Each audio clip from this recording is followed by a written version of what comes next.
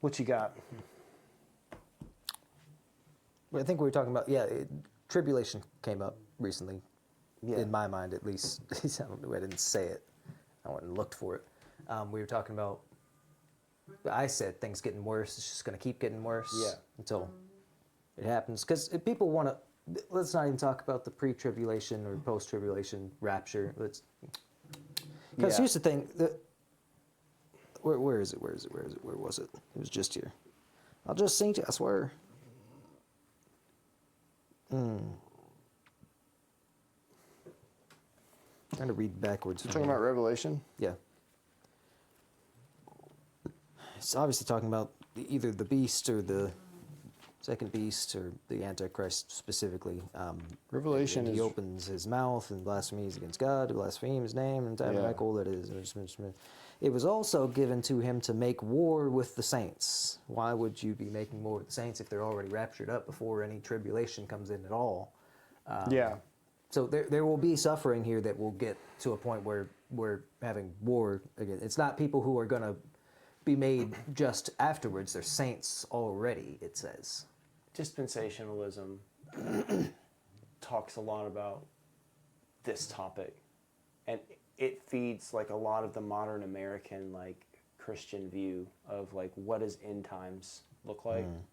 And there's like differing views, like you brought up, like post-millennial, all-millennial, pre-millennial, the 7-year tribulation thing, which I think is actually, that's brought out of Daniel, the book of Daniel, rather than like Revelation. Daniel is in Revelation too, though. I mean, like most of those. Because they're both talking about the end. Isaiah. I don't know if it's Isaiah or maybe Ezekiel. A lot of the prophecies show up again in a very different but similar way in Revelation. I'd love to really dive into that, but I can't.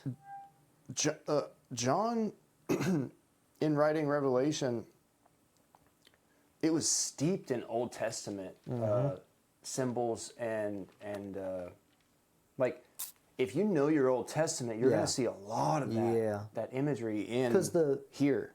4 beasts in not Revelation, it was Daniel, I think it was. Show up again in a way, kind of in Revelation. What is it? 12 by 12 by 1,000. Like, Revelation is a very symbolic prophetic book. And like you get so many. Well, I mean, just one point on that. So was Daniel's prophecy, but it was also literal in the interpretation. But you can't interpret everything.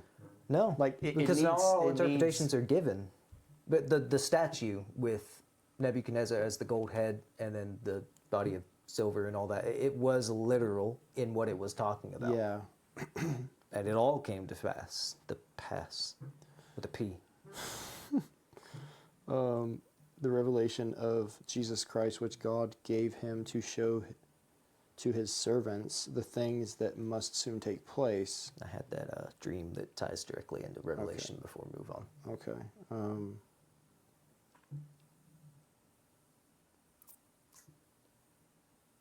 Okay, go ahead with your dream.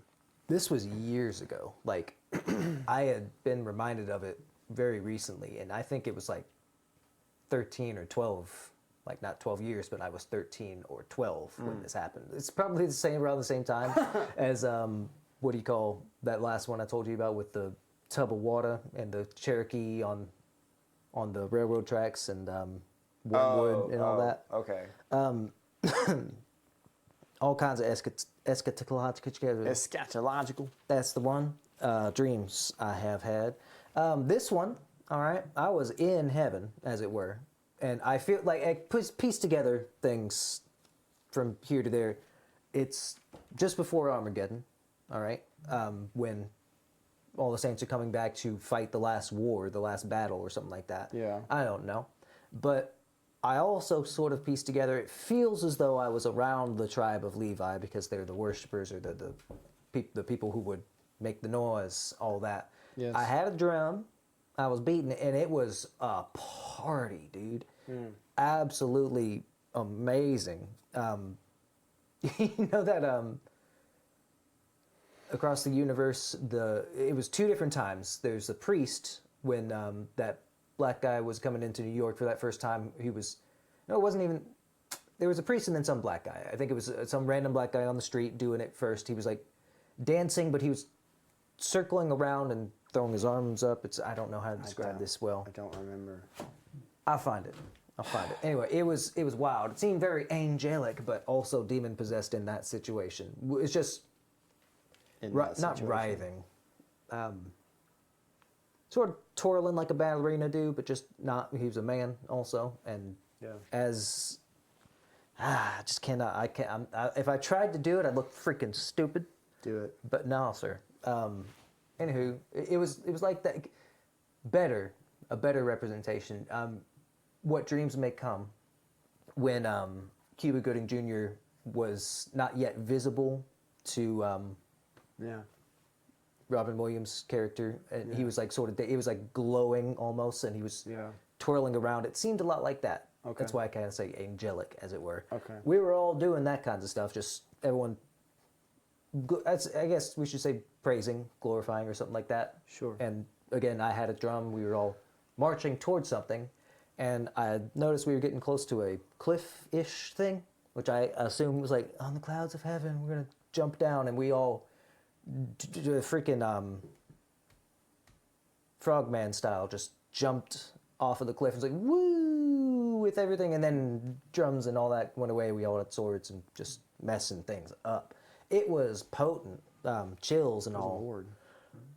I don't know. Went into Revelation, I guess. Armageddon. Were you reading Revelation at that time? I don't think so. Maybe. Interesting.